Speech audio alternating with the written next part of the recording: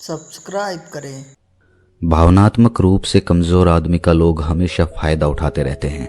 हम सब ने देखा होगा अपने आसपास। जो भी इंसान नर्म दिल का होता है, यानी कि भावनात्मक रूप से करुणावान होता है, वो अपनी करुणावश दूसरों की सहायता तो कर देता है, लेकिन बदले में उसे हमेशा धोखा ही मिलता है। तो क्या एक इंसान को भावनात्मक नहीं होना चाहिए? क्या उसे दूसरों पर भरोसा नहीं करना चाहिए? दूसरों की सहायता नहीं करनी चाहिए? क्या करुणावान और संवेदनशील होना कोई गुनाह है, कोई गलती है? पाया तो ये जाता है कि संवेदनशील आदमी दिल का अच्छा होता है, दूसरों की सहायता करता है, दूसरों का ख्याल रखता है, दूसरों से प्रेम करता है। प्रेम भी तो एक संवेदना ही है, वो भी तो भावना का ही रूप है। तो क्या प्रेम करना भी गलत हो जाता है? और ये तो आप सबको पता होगा कि प्रेम तो आध्यात्मिक साधना का एक बहुत महत्वपूर्ण कदम है। तो किस प्रकार एक इंसान समाज में संवेदनशील, करुणावान और दयालु यानी कि एक अच्छा आदमी बनकर रह सकता है, ताकि लोग उसका फायदा भी ना उठा पाएं और वो अपने मन की अच्छाई, अपने मन की कोमलता, करुणा सब कुछ बरकरार भी रख सके। आज की कहानी के माध्यम से आपको कुछ ऐसे तरीके पता चलेंगे जिससे आप धोखा खाने से खुद को बचा सकते हैं। एक बार एक युवा लड़का जंगल के पेड़ों पर मुक्के मार रहा था। वो बड़े जोर जोर से मुक्के मार रहा था। वो अपने मन का गुस्सा निकालने की कोशिश कर रहा था। शायद उसको किसी ने धोखा दिया था या उसके साथ कुछ बहुत बुरा हुआ था जिससे वो बहुत परेशान था। उसे कहीं भी शांति नहीं मिल रही थी। वो लगातार उस पेड़ पर मुक्के मार रहा था जिससे उसकी उंगलियां लहूलुहान हो चुकी थी। उसी जंगल में एक शीतल पानी का झरना था। वहां पर एक भिक्षु रोज संध्या समय स्नान करने आया करते थे। ये उनका नित्य का नियम था। आज जब वो भिक्षु इस रास्ते से स्नान करने के लिए उस जंगल में आया तो उसने उस लड़के की हालत देखी। वो जोर जोर से चीख रहा था, रो रहा था और लगातार मुक्के मारे जा रहा था। उस लड़के के आसपास भी कोई मौजूद नहीं था। इससे उस भिक्षु को उस युवक की चिंता होने लगी। उसने सोचा कि कहीं मैं इसे ऐसे ही छोड़ दूं और कहीं ये आत्महत्या कर ले तो। ऐसे विचार आने के बाद भी भिक्षु ने कुछ नहीं बोला और वो लगातार उस युवक की तरफ देखे जा रहा था। भिक्षु एकदम चुपचाप खड़ा हुआ था। उसने उस युवक से कुछ भी नहीं बोला, कुछ भी नहीं कहा, बस वो उसको लगातार देखता रहा। कुछ देर तक तो उस युवक ने उस भिक्षु को नजरअंदाज किया, लेकिन कुछ देर बाद उसे अजीब सा लगने लगा। उसने सोचा कि ना तो ये मुझे रोक रहा है और ना ही कुछ कह रहा है, ये तो बस देखे जा रहा है। इसका क्या मतलब है? बड़ा अजीब आदमी है। ऐसे ही विचार उस लड़के के मन में उठने लगे थे। जब कुछ देर बाद भी वो भिक्षु कुछ नहीं बोला तो लड़के ने अचानक से उससे पूछा कि महाशय, आप अपने रास्ते क्यों नहीं चले जाते? आपको क्या मतलब, आप खड़े हुए मुझे देख क्यों रहे हैं? भिक्षु ने बड़े शांत स्वर में कहा कि मैं तुम्हें रोक नहीं रहा हूं, तुमसे कुछ कह नहीं रहा हूं, तो मुझसे तुम्हें क्या परेशानी है? मेरी ही तरह ये पेड़ पौधे, ये पक्षी, ये सब तो तुम्हें देख ही रहे हैं। जब इनसे तुम्हें कोई परेशानी नहीं है तो मुझसे क्यों परेशानी है? ये सुनकर वो लड़का जोर से चीख कर बोला कि मुझे सबसे परेशानी है, मैं सबसे नफरत करता हूँ, यहाँ सब धोखेबाज गद्दार होते हैं, कोई किसी का नहीं होता इस दुनिया में। और इस तरह बोलते बोलते वो फूट फूट कर रोने लगा। वो रोए जा रहा था और भिक्षु उसे देखे जा रहा था। वो उसे चुप करने की कोशिश भी नहीं कर रहा था। ये बात तो उस लड़के को और ज्यादा अजीब लगी। अब रोना छोड़कर उस लड़के ने सीधे खड़े होकर उस भिक्षु से कहा, बड़े अजीब आदमी हैं आप। आपके सामने कोई इंसान रो रहा है, दुखी है, परेशान है, और आप उसे चुप भी नहीं कर सकते। आपके मन में बिल्कुल भी संवेदना नहीं है। बड़े अजीब और कठोर हृदय साधु हैं आप। आपको अपने साधु होने पे खेद होना चाहिए। और ऐसे ही ना जाने क्या क्या जली कटी बातें वो युवक उस भिक्षु को सुनाने लगा। कुछ देर बाद जब युवक की सारी भड़ास निकल चुकी थी, तब भिक्षु ने बड़े ही शांत स्वर में कहा कि आज मैं तुम्हें कंधा दे सकता हूं, तुम्हारे आंसू पहुंच सकता हूं, लेकिन इससे तुम्हारी समस्या का समाधान नहीं होगा। कुछ देर के लिए तुम्हारा मन बहल जाएगा, बस उसके बाद वही जिंदगी, वही लोग जो तुम्हें आज कंधा देने के लिए भी तुम्हारे पास नहीं है। फिर से तुम उसी जिंदगी में लौट जाओगे। कोई तुम्हें धोखा देगा, कोई तुम्हारा फायदा उठाएगा और तुम अपने मन को ऐसे ही तकलीफ पहुंचाते रहोगे। तो आंसू पहुंचने की बजाय तुम्हें मुझसे कुछ ज्ञान की बातें लेनी चाहिए, जिससे तुम्हें जीवन में कोई भी धोखा ना दे सके, तुम्हारी अच्छाई का कोई भी फायदा ना उठा सके। याद रखना, आंसू पहुंचने वाले तो तुम्हें बहुत मिल जाएंगे, लेकिन ज्ञान और सही समझ देने वाला कभी कभी कोई इंसान मिलता है। भिक्षु ने उसे बताया कि मैं पास ही के झरने पर स्नान करने के लिए जा रहा हूँ। बड़ा ही शीतल पानी है वहां का। अगर तुम चाहो तो तुम भी मेरे साथ चल सकते हो। यहाँ पर अकेले परेशान होने से अच्छा है कि तुम झरने के शीतल पानी में स्नान करो, जिससे तुम्हारा दिमाग, तुम्हारा मन मस्तिष्क और तुम्हारा शरीर सब कुछ पवित्र हो जाए। ये सुनकर वो लड़का उस भिक्षु के पीछे पीछे हो लिया। जंगल के बीचों बीच रास्ता झरने की तरफ जाता था। जंगल में सन्नाटा छाया हुआ था। उनके पैरों तले सूखे पत्तों के चरमराने की आवाज पूरे जंगल में गूंज रही थी। आज पूर्णिमा की रात थी और आसमान में चांद अपनी उजली रोशनी उस जंगल में फेंक रहा था। उस रोशनी में दोनों उस झरने की तरफ बढ़ते चले जा रहे थे। रास्ते में चलते चलते उस युवक ने उस भिक्षु से कहा कि महात्मन, आपकी जिंदगी मस्त है, आपको किसी चीज की कोई परेशानी नहीं। आपको पता है कि दुनिया में कैसे कैसे लोग बसते हैं, कितने धोखेबाज, कितने मक्कार, और सबसे बड़ी बात, अपने लोग ही धोखा देते हैं। जिनसे हम प्रेम करते हैं, जिनको अपना मानते हैं, जब उन्हीं से धोखा मिलता है तो कैसा महसूस होता है। कभी कभी तो लगता है कि भोले और दयालु लोगों के लिए ये दुनिया नहीं बनी है, ये धोखेबाजों के लिए है, मक्कारों के लिए है। वही यहाँ पर फलते फूलते हैं, वही आनंद से जीते हैं, और हमारे जैसे लोग जो दूसरों की सहायता करते हैं, दूसरों को अपना मानते हैं, वो हमेशा जीवन भर दुख में रहते हैं। यही जीवन की सत्यता है और यही संसार है जिसमें हमें रोज घुट घुट कर मरना पड़ता है। आपने सही किया, ऐसी जिंदगी को त्याग दिया, पीछे छोड़ दिया। अब बस अपने में मस्त, किसी से कोई परेशानी नहीं, किसी की कोई चिंता नहीं। मैं भी सोचता हूं कि मैं भी संन्यास ले लूं, छोड़ दूं इस दुनिया को। ये सुनकर उस भिक्षु ने कहा कि तुम्हें क्या लगता है, सन्यासी जीवन बहुत आसान होता है? भिक्षु ने बड़े शांत स्वर में कहा कि तुम्हें 2 वक्त की रोटी तो शांति से मिल जाती है, हमें तो कभी कभी वो भी नसीब नहीं होती। अगर भिक्षा मिल जाती है तो हम खा लेते हैं, वरना हमें भूखे ही सोना पड़ता है। यही सन्यासी जीवन है। हमें हमेशा नीचे सोना पड़ता है, सिर्फ एक लंगोट में रहना पड़ता है, चाहे कैसा भी मौसम क्यों ना हो। तो ये सब तुम्हें आसान लगता है तो तुम भी सन्यासी बन जाओ।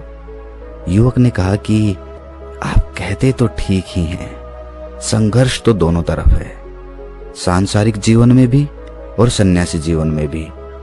वैसे सांसारिक जीवन भी अच्छा है, लेकिन तब तक जब तक घर परिवार में सुख शांति बनी रहे, हमें धोखा ना मिले, हमारे लोग हमारा फायदा ना उठाएं, हमसे झूठ ना बोले, हमें धोखा ना दे, तब तो जीने का आनंद होता है, वरना तो जीवन नर्क हो जाता है। भिक्षु ने कहा कि देखो, सन्यास अपने मन से लिया जाता है। जब हमारा मन कहता है कि हमें सन्यास के मार्ग पे सफलता हासिल करनी है, आगे बढ़ना है, तो ही सन्यासी जीवन सफल हो पाता है। लेकिन तुम अपने घर से परेशान होके, दूसरे लोगों से परेशान होके सन्यासी बनना चाहते हो, तो तुम्हारा सन्यासी जीवन भी कभी सफल नहीं होगा। इससे अच्छा तो तुम सांसारिक जीवन में अगर कुछ तरीके, कुछ नियम अपनाओ, तो दूसरे लोग तुम्हें धोखा नहीं दे पाएंगे। सबसे पहले तो ये समझो कि धोखा उन्हें ही मिलता है जो भावनात्मक रूप से कमजोर होते हैं, जिनका दिल जल्दी पिघल जाता है, जो दूसरों को दुख में नहीं देख पाते। ऐसे लोगों के साथ धोखे होने की संभावना ज्यादा होती है, क्योंकि कोई भी आदमी अपनी परेशानी बताकर, अपने को दुख में बताकर तुम्हारा फायदा उठा सकता है। क्या पता वो झूठ बोल रहा हो, वो दुखी होने का अभिनय कर रहा हो, लेकिन आपको तो सच ही लगेगा, और उसके बाद कुछ समय बाद आपको पता चलता है कि आपके साथ धोखा हो गया, और उसके बाद आपका मन अंदर से टूट जाता है। इसीलिए सबसे पहली बात ध्यान रखना कि किसी भी व्यक्ति को ये एहसास मत होने दो कि तुम भावनात्मक रूप से कमजोर हो, अंदर से तुम्हारा दिल नर्म है। अगर उन्हें ये कमजोरी आपकी पता चल गई तो वो कोई ना कोई जाल रचकर आपका फायदा उठाने की जरूर सोचेंगे। चाहे आप अंदर से संवेदनशील हो, दूसरों की मदद करने वाले हो, लेकिन किसी को एहसास मत होने दो, ऊपर से कठोर बने रहो। जब लोगों को लगेगा कि इससे कुछ बोलने का फायदा ही नहीं है, यह आदमी कठोर है, नहीं पिघलेगा, तो खुद ब खुद वो लोग जो झूठे हैं, जो मक्कार हैं, वो आपके पास आएंगे ही नहीं। वो उन्हें चुनेंगे जो उनके आसान शिकार होंगे।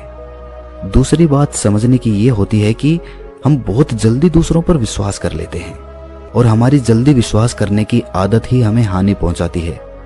2 दिन तुम्हें किसी से मिले हुए नहीं होते और तुम एक दूसरे के हो जाते हो, एक दूसरे पर पूरा भरोसा करने लग जाते हो, और यही भरोसा तीसरे दिन टूट भी जाता है, और फिर तुम्हें धोखा मिलता है, फिर तुम परेशान होते हो।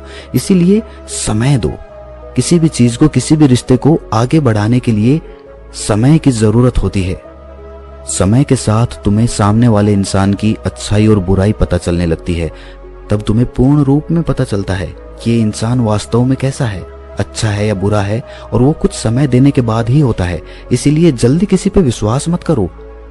अगली पहचान या अगला नियम या अगला तरीका समझने के लिए तुम्हें ऐसे लोगों को समझना होगा जो दूसरों की चापलूसी करते रहते हैं। कुछ लोगों की आदत होती है चापलूसी करने की।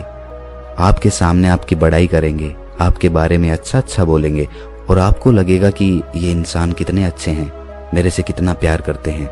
लेकिन वास्तव में उनकी वो चापलूसी एक जाल होती है ताकि वो आपका दिल जीत सके। और उनको चापलूसी करने का मौका तभी मिलता है जब आप दिखावा करते हैं। अगर आप उनकी चापलूसी से प्रभावित ही नहीं होंगे तो कुछ समय बाद वो चापलूसी करना बंद कर देंगे। इसीलिए किसी के सामने दिखावा मत करो, वरना तो आप आकर्षण के केंद्र बन जाते हो। लोगों को लगता है कि शायद इसके पास बहुत धन संपदा है, इसीलिए इतना दिखावा कर रहा है। और इसी वजह से जो लोग आपका फायदा उठाना चाहेंगे वो आपके करीब आने की कोशिश करेंगे, आपकी चापलूसी करने की कोशिश करेंगे। अगला नियम बताते हुए भिक्षु ने झरने की तरफ इशारा किया। वो झरने के पास पहुंच चुके थे। युवक को भी एहसास हो गया था क्योंकि वहां पर ठंडी ठंडी हवा चल रही थी।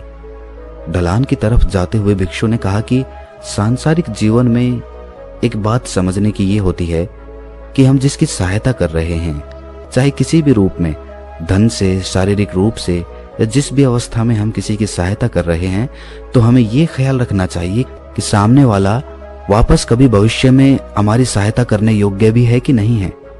अगर किसी को पैसा उधार दे रहे हो तो ये समझो कि उसके पास आय का कोई साधन है कि नहीं है।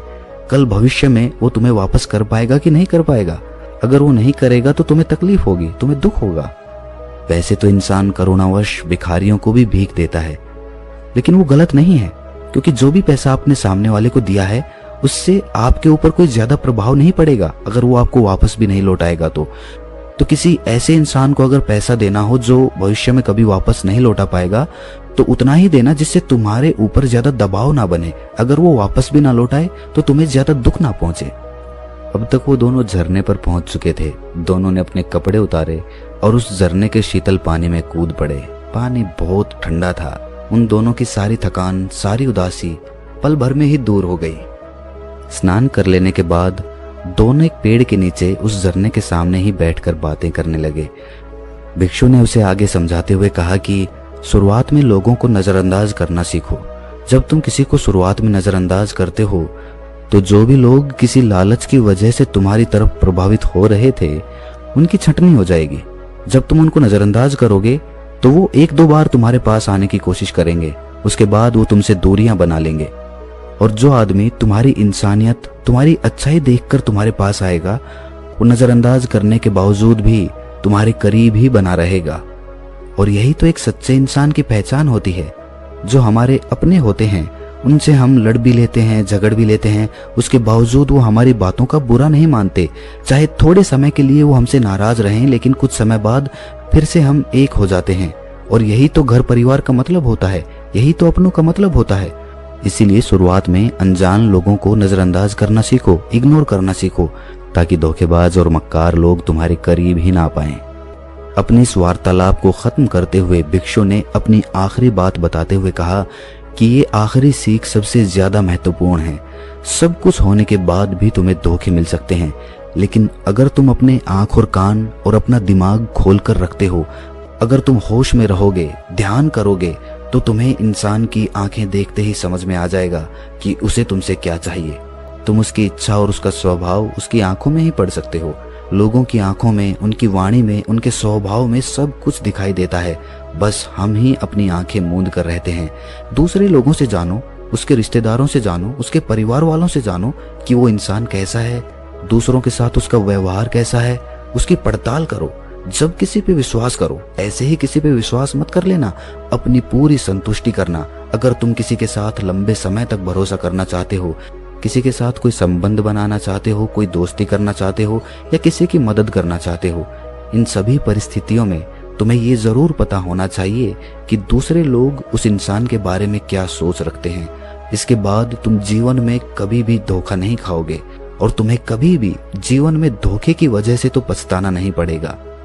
इसी तरह की बातें करते हुए भिक्षु और वो लड़का दोनों जंगल से बाहर आ गए, अपने अपने घर को चले गए। तो दोस्तों, कैसी लगी ये कहानी आपको? कमेंट सेक्शन में जरूर बताना, और अगर आपका कोई सवाल हो तो वो भी आप कमेंट्स में लिखकर हमें बता सकते हैं। तो मिलते हैं किसी अगली कहानी में, तब तक के लिए अपना ख्याल रखें। नमो बुद्धाय। अगर हमारे चैनल पे आप पहली बार आए हैं तो चैनल को सब्सक्राइब करके बेल आइकन प्रेस करके हमें सपोर्ट करें।